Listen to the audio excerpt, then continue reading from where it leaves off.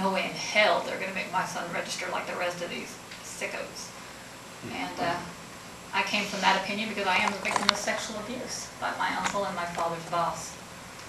Now here today I stand before you, and these individuals are my friends, they're my family, and I love them. They have took care of my son and I. Many of them have helped us, and I travel now and I speak out. I do public events. I've done 4 in the last month and a half, and one recently was in California, and I went down there and I met thousands and thousands of homeless individuals that come into churches, and every introduction was, "Hi Mary, I'm Mel, I'm a 290. 290 means registered sex offender in California law. Steve, hi, I'm a 290. George, hi, I'm a 290. And a few minutes later I have to get up and speak before a crowd. And by this time I was pissed off. And I said, I don't get it. Everybody here is labeling themselves. That's what is being done to our children, our husbands, our loved ones, our friends. We're being labeled. Clothing is to be labeled small, medium, large, not humans. You know, I was shocked.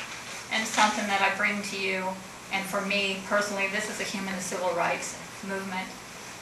We need to protect the constitutional rights of good people, those that are registered individuals, their children, their families, their friends. And it just shocks me where this country has gone. And as Kelly stated, and Tammy, there's more registries coming. You have domestic violence registries popping up, arson registries. The facts out there, the media doesn't tell the truth. The politicians sure in the hell ain't going to tell the truth. It's an illusion. We're being lied to. Yet when you go to speaking events, many of the people are all for us. Yeah, this registry is wrong, or I know somebody on this registry, how do I get involved?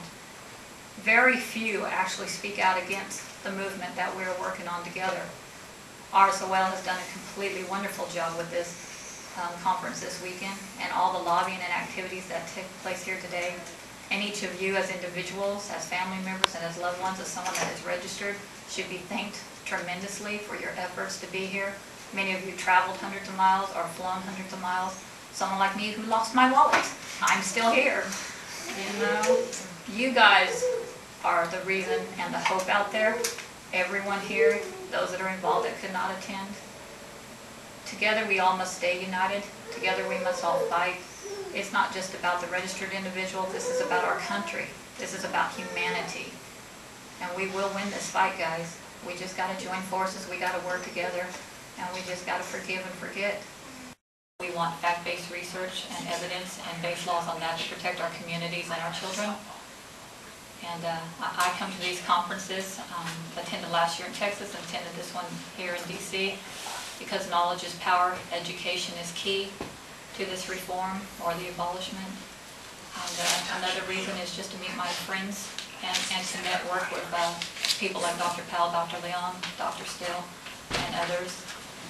The key here, guys, is knowledge is power, and these conferences are very important. They take a lot of work on RSOL's behalf to organize, and they put so much effort into it, and we can learn from it. Every time I attend one of these conferences, or each time I speak publicly, and I line up guest speakers at the events, I learn something new every time. But the one thing I am adamant about is we are all United States citizens of this country. We all have human and civil rights. And as Kelly said, we all must protect our Constitution. God bless.